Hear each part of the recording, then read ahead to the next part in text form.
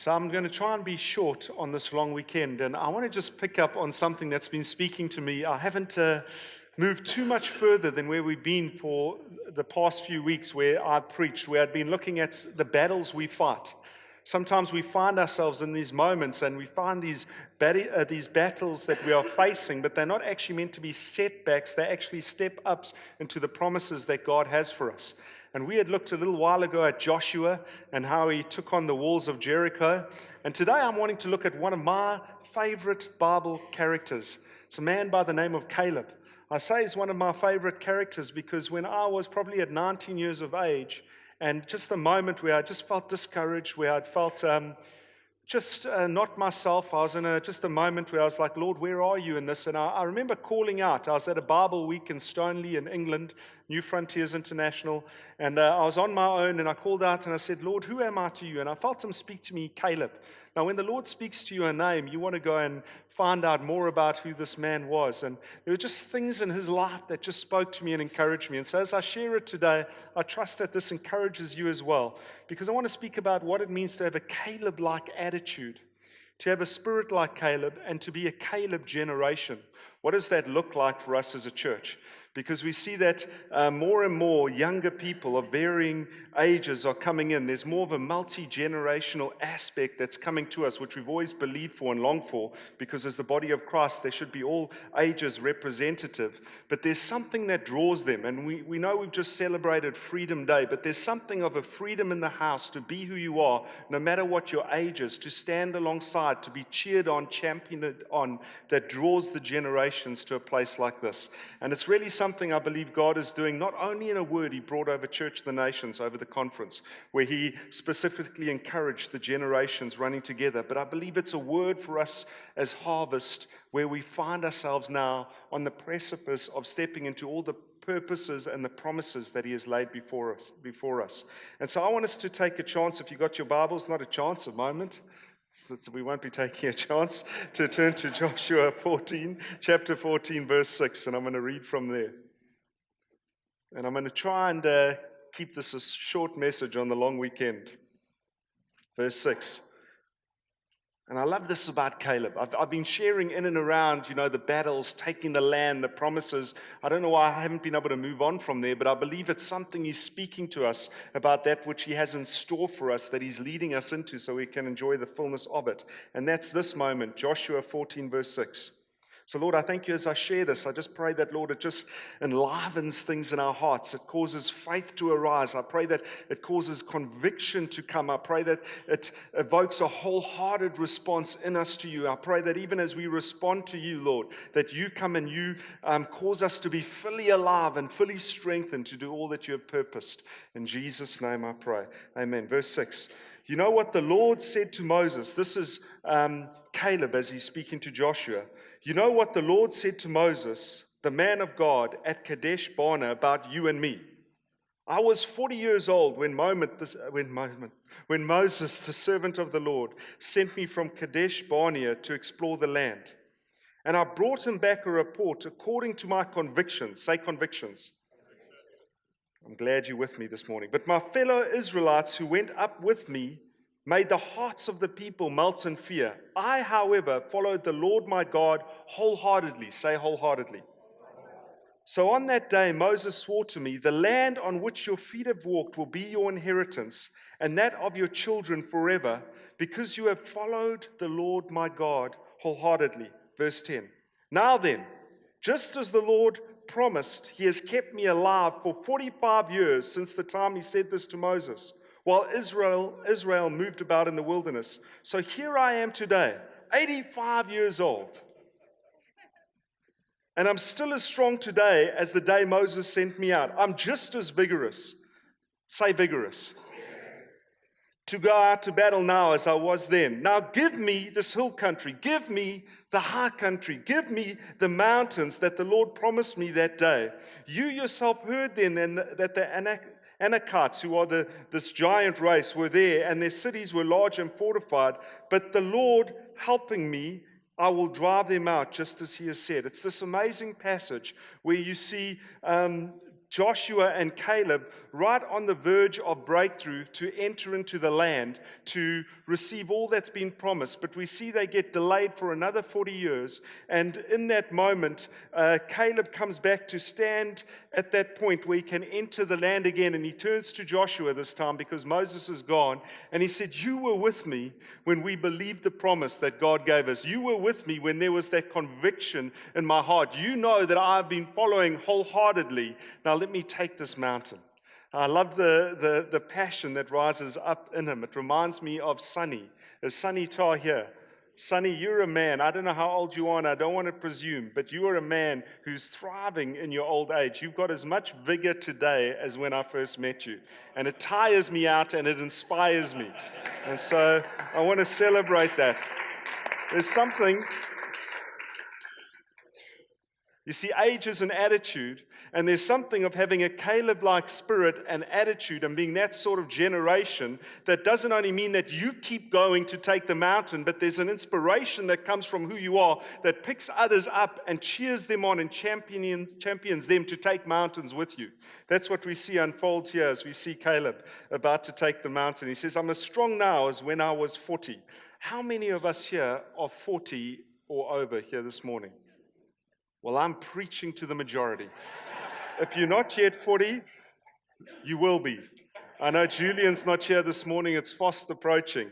You might be somewhere between the range of where Caleb was, 40 to 85. He was thriving at 85. And so there's this encouragement that comes here that I want to speak to us this morning. Because as we see a Caleb generation, I'm saying that because Caleb was one who jumped in. He led generationally. He had a spirit of faith that rose up within him. He never gave up. He took the mountains. And not only did he take the mountains, as I've mentioned, but as he was taking the mountains, there were others with him that were coming into their inheritance. And that sort of a house, that sort of a heartbeat, that sort of a people create an attraction that others want to be a part of. It's not this old sort of mindset. I'm not talking about old in terms of age. I'm talking about old in terms of attitude, where we sit back, we grow intolerant, where we grow a little bit cantankerous, where we get a little bit judgmental. And when we say, when I was young, we did it that way. You can be like me. You could be in your 40s and have that mindset. You don't need to be in your 85s. But in your 85s, you can be thriving. You can be full of vigor, full of passion. You can be ready. You can be willing. You can be able to take not only the plateaus and the flatlands, but the mountains and the high territory, the place with the biggest giants. You can say, "Give them to me because I'm a man of conviction. I'm wholehearted. I believe your promise and I want my inheritance. I'm not wanting others to enjoy my inheritance, these giants and these enemies. I'm not wanting fear to rob me of my inheritance, but faith is picking me up and carrying me forward. And age is not a barrier because I've got this attitude about me."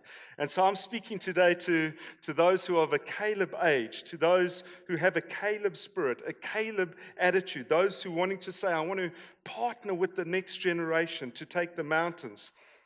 And sometimes we trip ourselves up in that because even me, in my grand old age of 40, attitude and in terms of physical age, I can look at things that don't appeal to me where I want to actually hold the next generation at arm's length. When I see young people here today with those, what do they call them, man buns, that bothered me. You're not wearing it today, Matt, so I can go there. I scanned. Let me tell you, it's a bad illustration because it bothered me actually out of jealousy. If I had hair, I'd be wearing one. In the spirit, no, I won't say that. But we can see some of the young people here. We've got people who are leading Sunday school and they're wearing a cap or maybe leading worship. And sometimes that bothers us because, we've had a sense of tradition. I'm not saying that.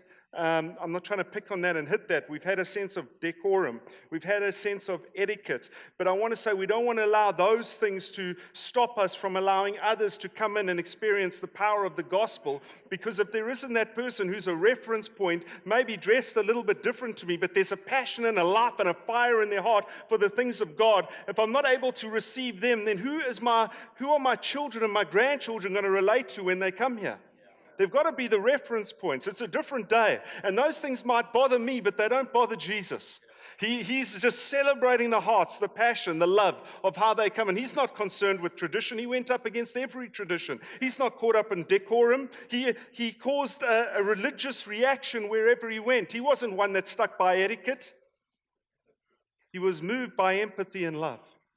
And there needs to be an understanding that, I'm going to get a bit real here this morning. Because we're talking about Caleb. He was this wholehearted man of conviction. But there are people that maybe are a bit offended with some of the changes we've done. And I understand that, because change isn't easy. I'm still trying to get used to being in the front and seeing my head on the screen. But we've got to say, what is of gospel significance? What if is a salvation issue, and what's just the preference issue? Because I don't want to be tripped up in the purposes of God because of my preferences, where I could be carried because of passion that sees way beyond all those things. But what's in my heart? What are the motivations? What's taking place there? And so I want to take just a moment just to inspire us with some people who made an impact in those 40 to 85 years of age. Smith Wigglesworth. Have you heard of Smith Wigglesworth? Amazing man of God. You'll enjoy reading up on him if you haven't yet. He started his ministry at the age of 48. Rich, there's still hope for us. There's years ahead before we start firing. Ray Kroc, there's a movie out about him now. I'm sure that, Rob, you might know who that is. But he's the man who initiated McDonald's expansion. We met these brothers who had this little restaurant, and he said, we're going to take it around the world. And he did that at the age of 52. Sam Walton, who started Walmart, he started at the age of 43. George Foreman won the heavyweight crown at the age of 45. I've got 4 years to go. Still trying to get into shape. C.S. Lewis wrote Chronicles of Narnia at 51. Tolkien wrote Lord of the Rings at 45. Henry Ford started his motor company at the age of 40. Nelson Mandela became president, which we celebrated just on a few days ago, at the age of 77, with a passion in his heart to see peace and reconciliation in a land that was otherwise divided. Mother Teresa was 40 when she started the Missionaries of Charity. Neil Armstrong was 16 days from his 40th birthday when he stepped onto the moon. And I want to say, some of us in the Caleb generation, we are sitting back waiting for retirement. I want to say there's more for you. I want to say there's mountains to take. I want to say there's impact to make. I want to say there's influence to be released. We're not called to just hide away in a corner to recuse ourselves, in a sense, to disengage and just try and protect our little space.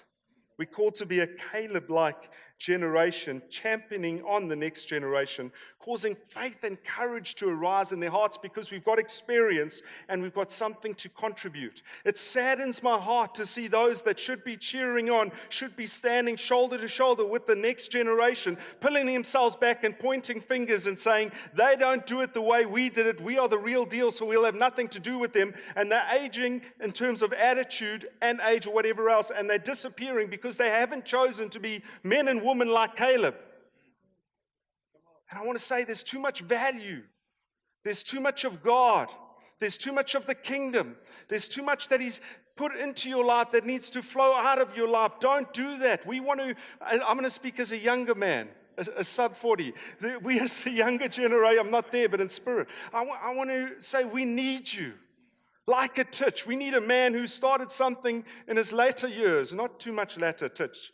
But latter years, that's something of significance that's rocking a nation, that people and all our top sportsmen and leaders are wearing these bangles around their hand because they believe in what's happening there. Even men who represent other nations, started by a man in his latter years, but a man who still comes here and encourages the younger generation and says, you've done so well, keep going.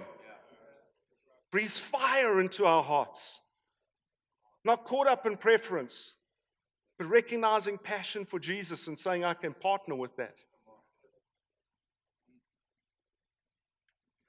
And so we see this in Caleb, and I just want to pull out 4 keys that we can look at today. Verse 7. How do we have this Caleb-like attitude, a Caleb-like spirit, so we can be a Caleb generation in 2018? Let's look at verse 7. I was 45 years old when Moses, the servant of the Lord, sent me from Kadesh Barnea to explore the land. You see, there was something here about us sending out to explore the land. There was something about being sent out to get strategy, to start to make plans to fight the battles. There's something of realizing a kingdom assignment out of that, out of your alignment where you stand. You see, so often we're fighting everyone else's battles. So often we're fighting needless battles because we're just getting caught up in a warlike mentality. In the church, we can do that. We're fighting here, we're fighting everywhere, that we're not actually finding purpose. We're not getting caught up in that which God is saying we need to go after. We're not moving on assignment to what the vision is, to what the purpose is, to what is being brought out of God's heart through leadership's heart for us as a body and a community. And so we land up getting caught up in low-level living and fighting silly skirmishes, protecting our piece of land. Have you done that before? Sorry, I'm speaking a bit fast. I'll slow down. I remember when I was living in a complex just around the corner, and I had this little garden, and I had this one beautiful tree, I thought, and it would flower once a year, and I was enjoying it because it was just starting to flower. I've got no clue what it was called, but these pink flowers were coming out, and then I noticed them disappearing. It was this tree in my garden, but what my neighbor was doing, and he's not here today, I've scanned, and what he was doing was he was taking these branches and these flowers, and then he was pulling them over to his side of the fence, and then I don't know what he was doing, he was sticking them to his side of the fence. And I was getting mad. And so eventually I would go and just pull them back over, and he kept doing it, and so I had to speak to him. And I can't remember who moved first, him or me, but I know that I moved. So I think he moved as well. But we can get up in these low-level skirmishes when we're not caught up in the big picture of what God's doing. And these little things suck our energy, they suck our focus, they suck our passion, and we're fighting these things that don't have any kingdom consequence or significance. Because we haven't caught the heart of God, we haven't heard His promises, and we haven't got a purpose in going after to make a plan to fight the battles we need to fight. They're battles we need to be fighting, but fight the right battle. I heard of another pastor who was saying that a petition had come to him because he had started building extra parking spaces so that more people could come to the church. And he started pretty similar to what we've done, asking for some finances so they could make accommodation for more people to come. And he got this petition saying to him from one individual, saying, we are in a recession. Times are tough. We don't have enough money for ourselves. How can you expect us to pay for parkings? And this man's response was, we are in a recession. And times are tough. And if we don't increase the seating, if we don't increase the parking, if we don't make space, how are people going to come and connect to God in their time of need to know that He is more than sufficient, has more than enough favor and grace and blessing to pour out in their lives? How are they going to connect if we don't invite them in? You see, we can fight the wrong fight and miss out on the key battles. So what battles are you caught in right now? Can I ask you that? What things are you fighting? What wars are waging in your head? I've been on a long weekend and I've fought many battles. When you get a bit idle, many battles war in your head. But what things are going on that are not of kingdom significance and kingdom importance? Because we here have a message. We've got to declare war. And we're declaring war on status quo. We're declaring war on just staying the same. We're declaring war of living outside of the promises of God. We're declaring war on the enemy that is intimidating us. We are declaring war and saying, no, we're going to take ground. We're going to accelerate into. We're going to believe for. We're going to lean into the promises of God. We're not going to stand on the verge. We're going to push through because we want everything God has for us. And so we hear that, the rallying call of God, and we step out because we've got a kingdom assignment. So number one, a Caleb generation person is someone who plans their battles. They know that they're battles to fight. And the second thing that follows on, verse 7 says, so I brought, and it's talking about Moses, so I brought back a report according to my convictions. I love that. His report was according to his convictions. Here's the second point. A Caleb generation has the courage to go against the tide. Doesn't matter how many are against me. Doesn't matter where the tide is going. Doesn't matter what is buffeting me, what I am facing. I've got the courage to go against the tide because I'm following my convictions, not other people's choices and other people's fears or other people's apprehensions. I'm following my conviction. So Caleb turns to Joshua and say, remember this, you and I, we followed our convictions. He's reminding Joshua of that as they're looking at the land again. He's saying, I remember when we went into the land. I remember when God brought us out of Egypt. I remember when he led us through the sea. I remember when he fed us in the desert. I remember when he led us by that pillar of fire and that pillar of cloud. I remember when he provided water for us out the rock. I remember when for 40 years he provided us with everything that we needed. I remember what that was like. And so I'm fully convinced that whatever I'm coming up against, if God has said he will do it, he will do it. I don't care about what giants there might be, what obstacles there might be ahead of me. I don't care if they think that they will devour us or that's in your thoughts, because I know to me they are just bread. And even though it's a giant and an obstacle, I know that in God, those obstacles and those giants are just there to nourish me so that I can come into the promise he has for me. And so there's something in Caleb's heart. There's a conviction that's about him that's saying, I don't care about the tide, I'm pushing through. I don't care about the naysayers, I'm going against the crowd because I'm wanting to get to where the promises are. That's what marks a Caleb sort of attitude, spirit, and a Caleb generations. And I want to say this, your convictions determine your report. What report are you giving? What report are you believing? Because your convictions determine your report. And either they are bringing you into the fullness of the promises of God, or your convictions are robbing the promises of God from you. Whatever is in you is that which is going to come out of you. I love this quote. The report you believe determines the future you experience. The report you believe determines the future you experience. So here's Caleb, 85 years of age, and he's saying, the report that I'm believing is based on my convictions, and my convictions are that God can do everything that he said he can do. And so he's ready to go and take the land. The third thing about having a Caleb-like attitude is in verse 8. And he said this, but my brothers that came with me made the people's hearts melt with fear. Not everyone that is with you is with you. Just because they've come on the journey doesn't mean they're with you. He went with brothers. He went with people who had been alongside. He might have gone with family members, wider family members. He went to spy out the land, and he came back. And their report was not the same of his report. Their report bred fear into the hearts of the people. So much so, when the people started to react, when the people started to moan, when the people started to groan, Caleb spoke up and said, we can take them. We can defeat the Anakites. We can take the promised land. We can take the high country. He was trying to remind them of the promises, but those that were supposedly with them weren't with them. And we need to be aware of this. This is the point, that there's a power about negativity. Negativity is a powerful thing. It's one of the greatest killers. It's more dangerous than cancer. It's more lethal than drugs. Negativity will suck the wind right out of you, will rob you of faith, will rob you of courage, will hold you back from growing and progressing in God. Negativity will come and trip you up and catch you up. I remember hearing someone saying, some people are so negative that when you put them in a dark room, they develop. Older generation. Speaking to the over 40s. But there's something about that, you can look at any situation and think it cannot be done. And we need to recognize that, and we need to guard against this negativity that creeps into our mindset, that robs our faith, robs our dreams, robs our hope. I love what Steve Backlund, who came here, shared when he was here a few months ago. He said, if there's a place in your life where there is no hope, hope means the joyful anticipation of the goodness of God.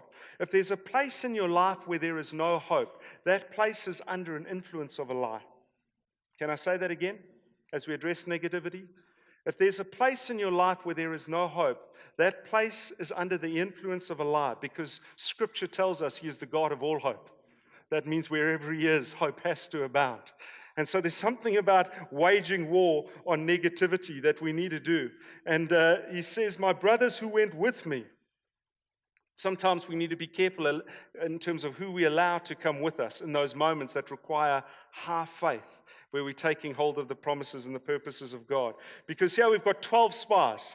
Moses sends out 12 into the land, and 10 come back with a negative report. He sent them in to get strategy. He sent them in to figure out how to take the land to receive the promise. That's how they went in. It says there were plus minus 170 promises of God in terms of them taking the land. But they went in, and they weren't caught up with how to get strategy. They weren't caught up with how to plan to their battles to take it. They were more caught up with the giants. And so what actually ends up happening is they come back with a negative report, and their report, which they don't just bring to Moses, they bring to everyone, spreads fear throughout the camp. So you know what Joshua does in this moment? In that time, what happened to those 10 spies, if you read later in the next chapter, they actually landed up all getting the plague and dying. And the whole of that nation had to go back into the wilderness for another 40 years because only Joshua and Caleb, men of a different spirit, were able to enter into the land and take the promise. That's what was happening. And so Moses didn't even get to enter in. And so that's what takes place. And now Joshua comes and it's his turn, and he's received a charge and he's taking charge. He's standing on the precipice again. He's been here before 40 years previously with Caleb, and Caleb's reminding him of that. And Joshua, this time, he doesn't send out 12 spies. 10 brought back a bad report. He sends out 2, but he doesn't send them 2 out to go and bring him a report. He says, go out and check out the land. You bring it back to me because the Lord has given it to us already. He's not interested in what their report might be. He's given them the report. The Lord has given us the land. You go and get strategy. Come back because we're going to take it. He already mobilized the people of Israel that they were going in. I love that. And so these guys come back and tell him this, and to him, and then he rallies the troops to go in. Very different to the time before. Sometimes we need to do the same. We need to realize the charge we have in God and take charge, as it says with Joshua, where he was told to be strong and courageous. And we've got to get rid of that negative influence, not allow it. He wasn't giving any space to it. And here's the 4th point, verse 8. It says, Caleb says, because I followed the Lord wholeheartedly. We have to be wholehearted, and you have to keep your heart in what you're doing. You cannot be a person that's just going through the motions where you think, I've been there, I've done that, I've bought the t-shirt, I've washed the car with it, now I'm just going to sit back. No, there's something about being wholehearted. There's something about being totally engaged. There's something about, now I want to receive everything I have from you. Because maybe we come to church and we're so used to it that there's no expectation, there's no anticipation for what God's wanting to do in our hearts. There's no expectation of encountering Him afresh, even through the spoken word. And so you come to the preacher and you come to here and you think, what have you got for me today? You know, how are you going to move me today? Have you come and thought that before? Don't own up because I'm preaching. You know, sometimes for us preachers, we feel a little bit like Russell Crowe in Gladiator, where we're beaten, where we're bloodied, where we've been put away in a dark place preparing for hours and hours, and we come out and there's everyone watching us, everyone around us, and there's no response, there's no reaction, and they're looking at us in a way, and we want to shout out, are you not entertained? Do you remember that moment? I'm not here to entertain, but we are here to encourage, to speak courage to your spirit. And sometimes we come and we're not too moved by that. You know, we think, you know, oh, not that worship song again. When are we going to play a new song? Or we say, you know, if that person tells me to raise my hands again, I'm going to lose it. Listen, Mr. Worship Leader, you're not the boss of me. Don't tell me to raise my hand. Maybe in that place where he says, let's just sing out in the Spirit for a while. And you think, if you try and get me to sing out in the Spirit again, I'm going to manifest a different type of spirit. You know, we can come in that sort of way where there's not that expectancy in our heart. There's not a wholeheartedness that's within us. And this isn't what Caleb was like. He was wholehearted. He was living full throttle. He was living pedal to the metal. He was not letting any part of his life be restricted. He was fully in. All of me into what God was saying. I love what the one commentary says this. He followed God fully, which means this. He was filled with pursuing. He was filled with pursuing. There was no room left for anything that would compete for God's space and place in his heart. How are you doing in that area? How am I doing in that area when we come? How wholehearted are we in pursuing the things of God? And then I love this, what it says about Caleb. It says, God kept him alive, kept him young, kept him full of strength, so that he could take the high land, the mountainous land, to receive every promise that was his, that would not only be for him, but would be an inheritance for the generations. And he took others into the land. Are we here, those who have a Caleb-like attitude? Are we men and women of a different spirit? Are we carrying something that's contrary to what people are experiencing out there? Is this an atmosphere in a place that people can come into where they experience, I can not only belong, no matter how I'm dressed, no matter if I've got an earring, no matter if I've got a tattoo, no matter if I've got my head shaved or a man bun or whatever it might be, I can come here because not because everyone looks like me, but because there's a multi-generational thing happening here, because I can see these people's marriage and I want to follow people like that as they're following God, because I can see this kingdom business and I want to follow men like this, women like this as they're following God, because I can see this expression, this joy in those who are 85 like Sonny, and it inspires me. So I can come no matter what age I am, because I want to be part of a community like this, because there's something that attracts me, because there are those that don't only champion me, don't only encourage me, don't only inspire me, but they keep running with me to take the mountains that we're called to take. They're hungry for the promises. There's a conviction upon them. There's a wholeheartedness about them. They're not getting caught up in negativity. They know what battles are theirs to fight, and they're not getting caught up with low-level skirmishes. Can we be that sort of generation? Can we have that sort of attitude? Can we be men and women of that sort of spirit? Because I want to say, if we are, we're going to start to enter into so much promise in terms of what we carry, that it's not only going to bless us individually, not only bless our households, not only bless this house, but I want to say it's going to be a source of blessing to this city and everywhere we might go. Amen.